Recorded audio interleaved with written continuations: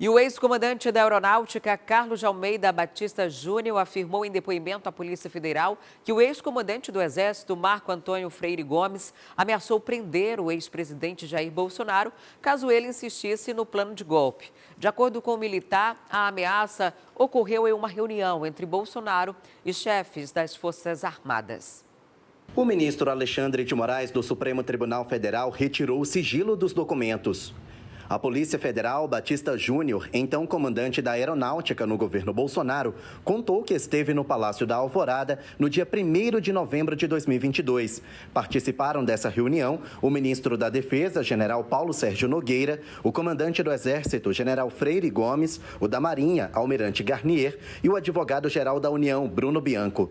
Todos, segundo Batista Júnior, teriam dito ao ex-presidente que não havia fraudes nas urnas e era preciso reconhecer a derrota para acalmar o país. Na reunião, Bolsonaro perguntou ao então AGU se haveria algum ato a ser feito contra o resultado das eleições.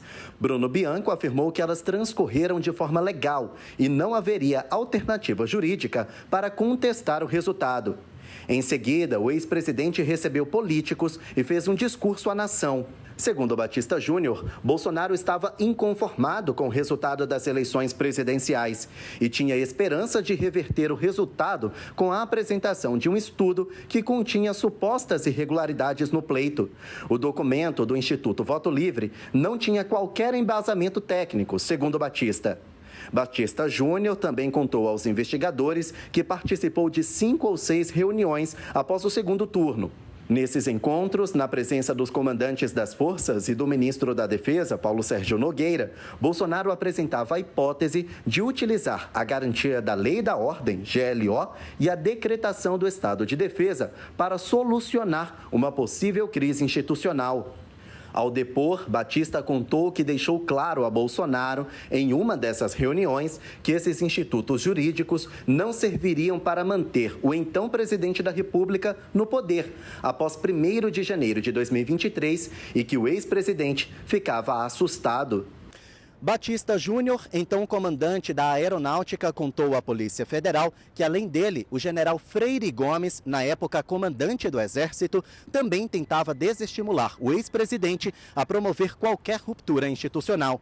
Batista afirmou que, em um desses encontros, Freire Gomes comunicou que prenderia Bolsonaro caso ele tentasse colocar em prática o suposto plano de golpe de Estado. Mas se dependesse do comandante da Marinha, almirante Almir Garnier Santos, o golpe teria ocorrido.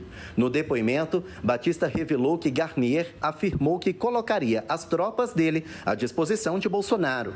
Anderson Torres, então ministro da Justiça, também participou de algumas reuniões. Segundo o ex-comandante da Aeronáutica, Torres assessorava o ex-presidente Jair Bolsonaro em relação às medidas jurídicas que o Poder Executivo poderia adotar no cenário discutido. Por não apoiar o golpe de Estado, Batista Júnior falou que sofreu pressão de aliados do governo, como a deputada federal Carla Zambelli. No dia 8 de janeiro, Batista Júnior participou da formatura dos aspirantes a oficial da Força Aérea Brasileira em Pirassununga, interior de São Paulo. Além de Bolsonaro, Zambelli também estava na cerimônia. Ao final, Zambelli teria dito: "Brigadeiro, o senhor não pode deixar o presidente na mão." Batista teria respondido: "Deputada, entendi que a senhora está falando e não admito que a senhora proponha qualquer ilegalidade." Dias depois, em 17 de dezembro de 2022, o então comandante da Aeronáutica disse à Polícia Federal que participou da formatura de graduação do Instituto Tecnológico da Aeronáutica. O general Augusto Heleno, então chefe do Gabinete de Segurança Institucional, estava no evento para a formatura do neto. Ao final da cerimônia, Batista Júnior disse que chamou o general Heleno até uma sala reservada e afirmou de forma categórica que a Força Aérea não concordaria com qualquer movimento de ruptura democrática e pediu para dar o recado a Bolsonaro. Batista afirmou que Heleno ficou atônito e desconversou. E em depoimento à Polícia Federal, o ex-comandante do Exército confirmou a reunião com Bolsonaro sobre golpe. O general Freire Gomes disse ainda que a minuta do golpe foi lida no Palácio da Alvorada. No depoimento de 22 páginas, Valdemar Costa Neto foi questionado sobre as acusações sem provas feitas pelo ex-presidente Jair Bolsonaro sobre fraudes de urnas eletrônicas. Costa Neto foi enfático ao dizer que não concorda com a fala de Bolsonaro, pois já participou de várias eleições e nunca presenciou nada que desabonasse o sistema eleitoral brasileiro. O presidente do PL disse, no entanto, que nunca recebeu orientação de Jair Bolsonaro para questionar as urnas eletrônicas, mas apenas para fiscalizar. Costa Neto foi questionado pelos policiais sobre um estudo elaborado pelo Instituto Voto Livre, contratado pelo presidente do Partido Liberal para verificar possíveis irregularidades nas urnas. Um relatório do Instituto apontou que nas urnas mais novas, Bolsonaro teve maioria de votos e nas mais antigas, a vitória teria sido de Lula.